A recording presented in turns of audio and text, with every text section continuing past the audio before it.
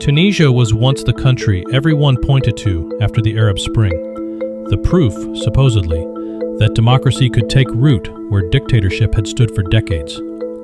There were elections, a new constitution, international praise, and a genuine sense of possibility. But what happens when the machinery of democracy keeps moving while the meaning of democracy begins to disappear? Well, that's a deep subject, isn't it?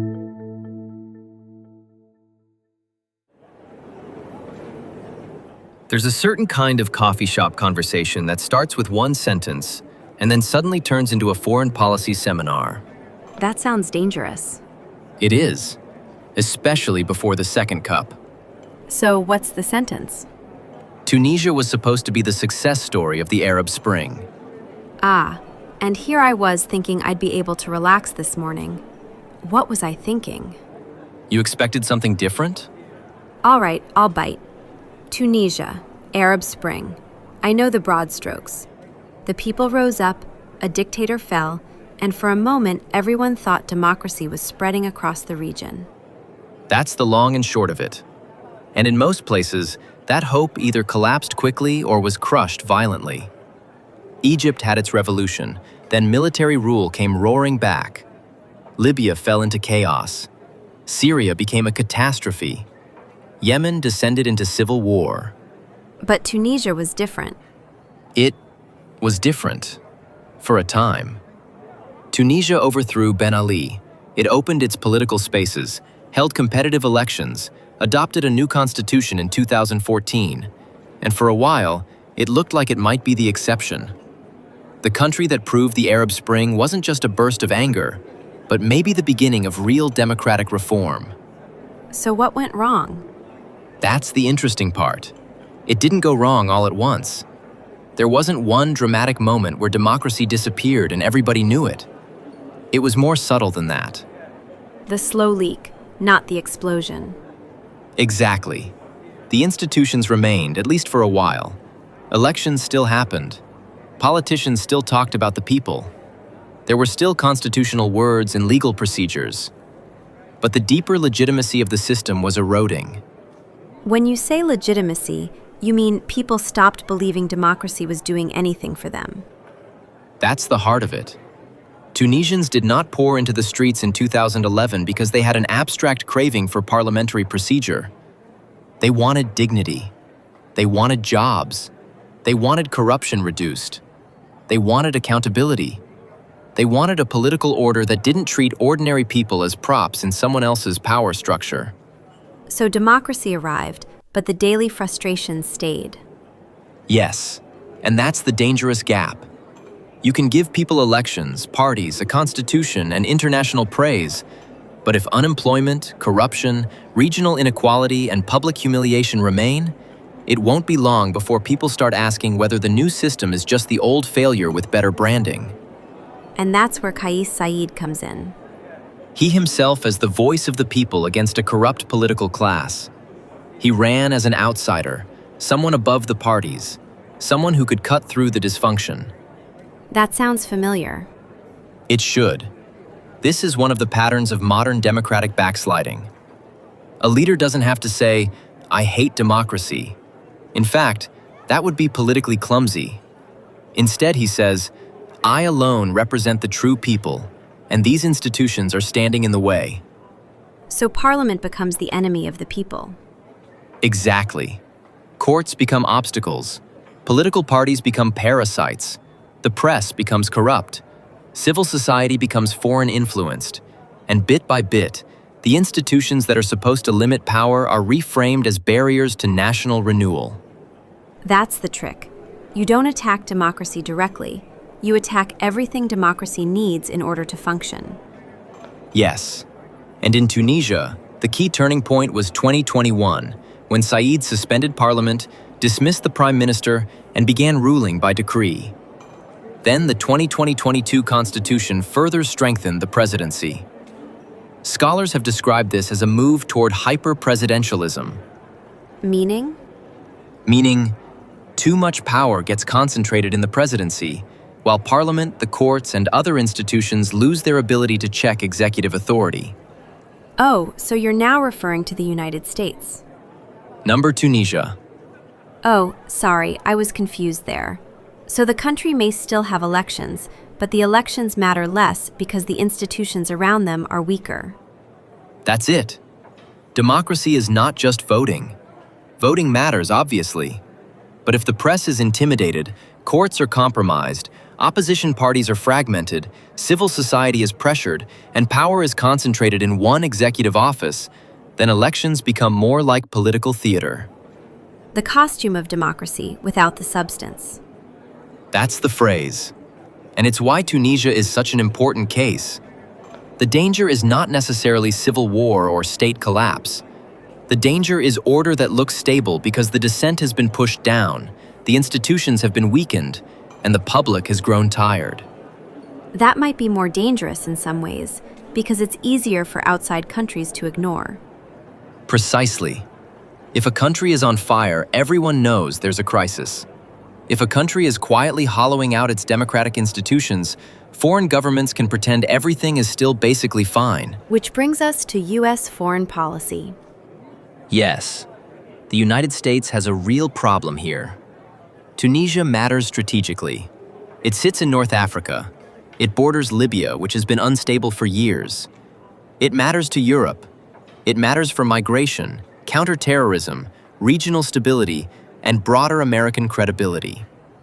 So the U.S. can't just walk away. No. But it also cannot keep acting as if Tunisia is still the democratic model it was once hoped to be. That would be dishonest. Worse, it could make U.S. assistance part of the problem. How so? Because if the United States keeps providing support, security cooperation, diplomatic legitimacy, and development assistance without meaningful conditions, then it risks helping stabilize an increasingly authoritarian system. So America says democracy in speeches, but funds order in practice. Exactly. That contradiction damages credibility. It tells local democratic actors, journalists, lawyers, judges, activists, and opposition figures that they are ultimately expendable if security cooperation remains convenient. But the other extreme would be to cut everything off and denounce Saied publicly. And that has problems too. Strong public pressure may feel morally clear, but it may not be operationally effective. Saied could use American pressure to say, "See, foreign powers are attacking Tunisian sovereignty." That could strengthen his narrative. So the U.S. is stuck between hypocrisy and overreach. That is one way to put it. Foreign policy is often choosing which bad option is least bad. Put that on a mug. So the best approach is what I'd call calibrated conditional engagement. Oh, so now we've gone into full-blown policy memo mode. Again, did you expect anything different? It's quite simple. Stay engaged, but stop pretending engagement by itself equals influence. The U.S. should continue working with Tunisia where there are legitimate shared interests, but it should attach clearer conditions to assistance that could strengthen the executive or security apparatus. So security assistance, for example, should come with rule of law safeguards. Yes. Training, equipment, and institutional support should not be used to monitor, intimidate, or suppress lawful political and civic activity. If the presidency is already too dominant, American assistance should not make that dominance easier to maintain. What about democracy assistance? That's treading into dangerous territory. If more countries in the world are amenable to the U.S. way of governing, it's better for us. But, quote, assistance, unquote, can become full-blown intervention all too quickly. Practically speaking, it has to move beyond the simplistic idea that elections fix everything. Supporting elections matters, but if the surrounding institutions are compromised, election support alone becomes thin. The better approach is to support independent media, civic education, legal defense, documentation of abuses, local governance, and civil society resilience. In other words, strengthen the soil, not just the flower. That's a good way to say it. Democracy grows from habits, institutions, trust, accountability, and material hope. It is not just a ballot box dropped into a frustrated society. Material hope. That seems important. It is. One reason Said's message worked is that many Tunisians associated the post-2011 democratic order with disappointment. If democracy becomes linked in people's minds with unemployment, corruption, elite gamesmanship, and no improvement in daily life, then democracy itself becomes discredited. Even if democracy wasn't the real cause of those problems. Exactly. Perception matters. People may not parse institutional theory when they can't find work or when corruption still governs their daily reality. So U.S. assistance should support visible local economic development, youth employment, vocational training, micro-businesses, regional opportunity, women's economic participation, and anti-corruption transparency. That sounds less glamorous than saving democracy. When's the last time you read a glamorous policy memo? It is less glamorous, but it is also more serious. Because democracy has to become believable again. And that's the key. Tunisia's crisis is not only constitutional, it is a crisis of representation and trust. People disengaged from conventional politics because they concluded the system was not responding to them. Said stepped into that breach and said, "I am the people." Which is one of the most dangerous things a leader can say. Always. Because if one man embodies the people, then anyone who opposes him can be portrayed as opposing the people. And then institutions become enemies. Courts, parties, journalists, watchdogs, all of them.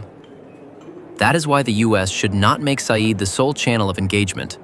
It needs to deal with society, not just the presidency. What are the comparative lessons here? Because Tunisia is unique, obviously, but this pattern isn't unique. Right. Egypt shows the danger of accepting authoritarian restoration in the name of security. Turkey and Hungary show that elections can continue while executive power hollows out the institutions that make elections meaningful. Afghanistan and Iraq show the limits of externally designed political systems. And countries like Indonesia, South Korea, and Taiwan show that democratic recovery usually depends on domestic actors, institutional safeguards, civic organization, and economic development over time. So America can't fix Tunisia. No, and that may be the most important point. Democratic recovery in Tunisia has to be Tunisian. It cannot be manufactured from Washington. But U.S. policy can still do harm or good. It can either normalize regression, or it can preserve space for recovery. That's a humbler version of foreign policy. And probably a wiser one. The goal is not to march in with grand language and pretend we can rebuild another country's political soul. The goal is to avoid strengthening authoritarian consolidation, support the actors and institutions that still make accountability possible, and align assistance with actual democratic conditions. So the question is not, can the United States restore Tunisian democracy? Correct. The question is, will U.S. policy help keep democratic recovery possible, or will it help make regression permanent? And Tunisia forces us to confront something uncomfortable about democracy itself. And what is that? Democracy cannot live on procedures alone. Elections, constitutions, parties, and parliaments matter. But if citizens do not experience dignity, accountability, opportunity, and trust, then democracy becomes vulnerable to anyone who can convincingly say, "These institutions failed you. Give the power to me." And by the time people realize what they traded away, the institutions that could have stopped it may already be too weak. Exactly. That is Tunisia's warning. A democracy does not always die in a spectacle. Sometimes it keeps the lights on, keeps the paperwork moving, keeps the language of the people, and quietly empties itself from the inside. Order on the surface, decay underneath. And that is why Tunisia still matters. Not because it is hopeless, but because it is not hopeless yet. Looks like it's time for your second cup. Good. We're going to need it. To follow my work, visit jamesdnewcomb.com. And if you're a scholar and are interested in learning how your own work might be recreated in a way that won't bore people to tears, visit scholarcast.studio. That's scholarcast.studio, turning serious scholarship into meaningful and even entertaining media. Scholarcast Studio, because your work demands a wider audience.